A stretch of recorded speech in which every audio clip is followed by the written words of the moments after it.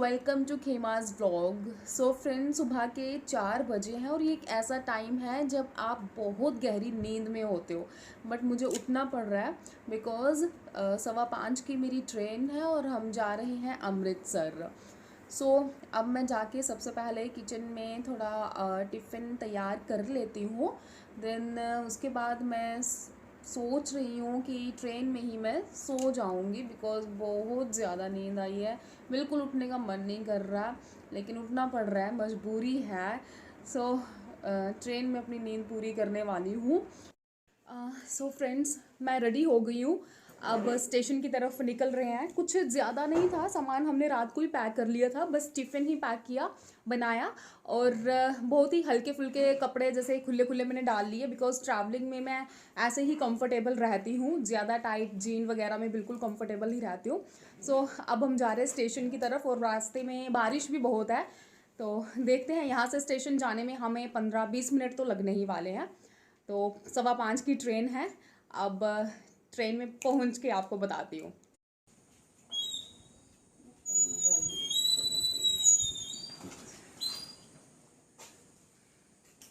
Guys, station में पहुंच गए हैं। 5:10 हो गए और 5:15 की ट्रेन है। प्लेटफॉर्म में जाना है, लेट ना हो जाए, बस दौड़ रही हूँ फटाफट।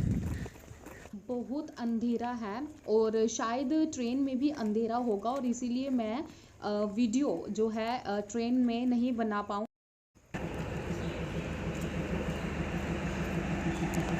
सो फ्रेंड्स, अमृतसर पहुंच गई हूँ और ट्रेन से बाहर निकले कैसे, क्योंकि बहुत बारिश हो रही है, बहुत बारिश है।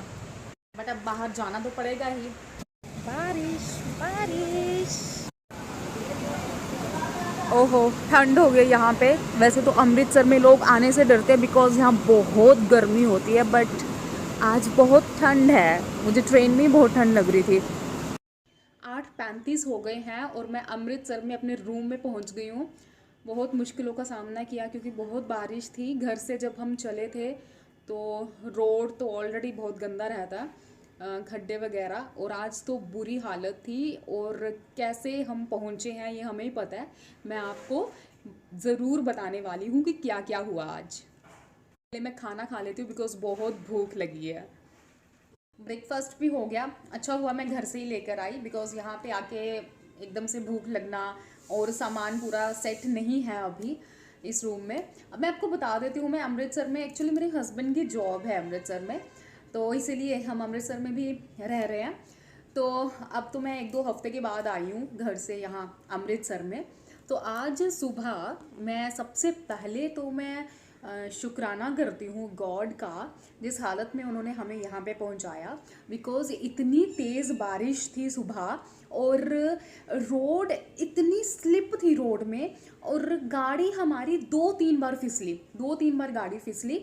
और मतलब लेट, ऊपर से टाइम भी इतनी जल्दी भाग रहा था कि हम जैसे ही स्टेशन पे पहुँचे, यानी कि जैसे हम ट्रेन में बैठे तभी ट्रेन चल पड़ी। यानी कि 1-2 मिनट भी हम लेट होते तो हमारी ट्रेन भी मिस हो जाती, है ना। और सबसे पहली बात कि रोड में भी हम कैसे सेफली हम पहुँचे स्टेशन तक, तो गॉड ने इतना साथ दिया हमारा। तो सबसे पहले जो है वो शुक्राना करती हूँ मैं गॉड का कि उन्होंने हमें सेफली यहाँ तक पहुँचाया, पूरे टाइम पे पहुँचाया, कोई दिक्कत हमें नहीं आने दी। उनका सहारा था, इसलिए हम तब भी यहाँ पे पहुँचे।